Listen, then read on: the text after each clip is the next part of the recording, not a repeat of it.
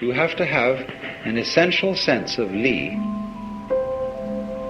and there's no way of prescribing it. This is the very devil for teachers, because you see all our universities and schools are trying to teach creativity. That's the great thing these days, and you hear at the SLM, all sorts of people are giving courses and workshops in creativity.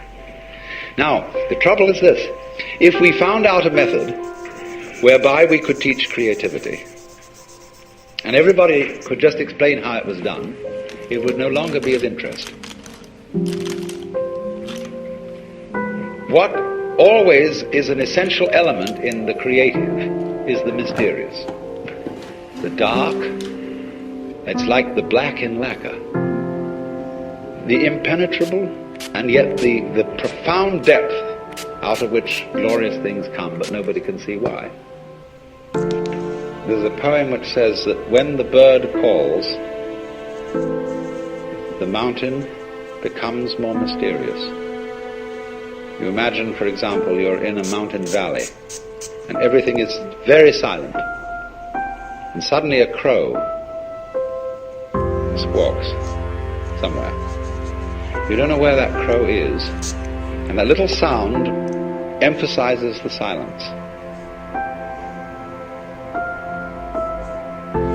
Now, all those things have in them, you see, an element of mystery. There's a Chinese poem which puts it this way. It is a poem written by a man who has gone to find a sage in the mountains. And the sage has a little hut at the foot of the mountain, and a boy there who is his servant. I asked the boy beneath the pines. He said, "The master's gone alone, herb gathering somewhere on the mount, cloud hidden, whereabouts unknown." In so many athletic and artistic skills, you will find a teacher who teaches you how to do it without forcing it. In Zen training,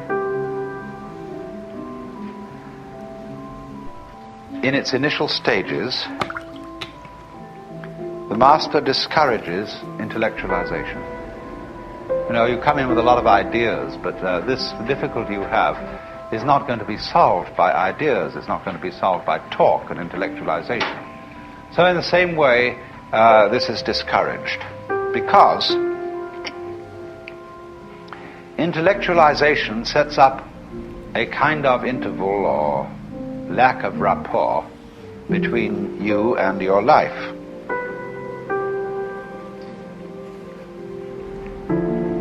You think about things so much that you get into the state where you're eating the menu instead of the dinner. You're valuing the money more than the wealth.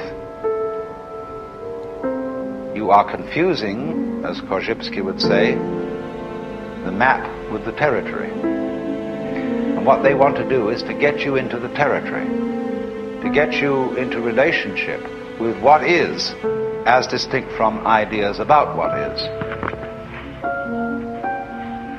And this is an important preliminary discipline.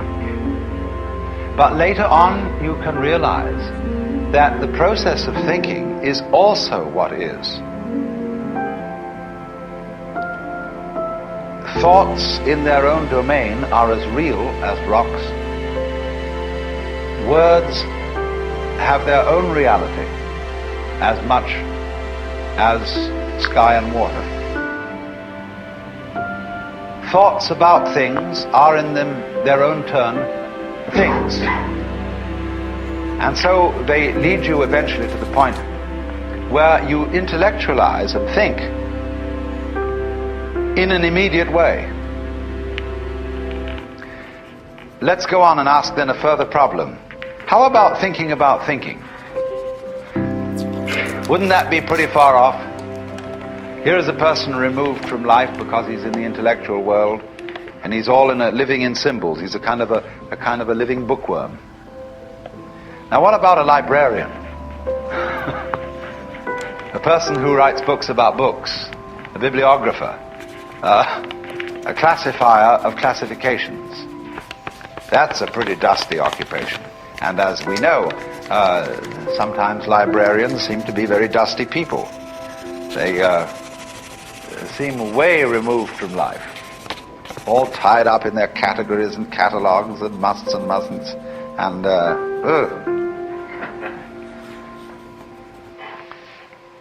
that too, you see, is also its own level of reality. And thinking about thinking can be lived with just as much direct, fresh spontaneity as just living without thinking.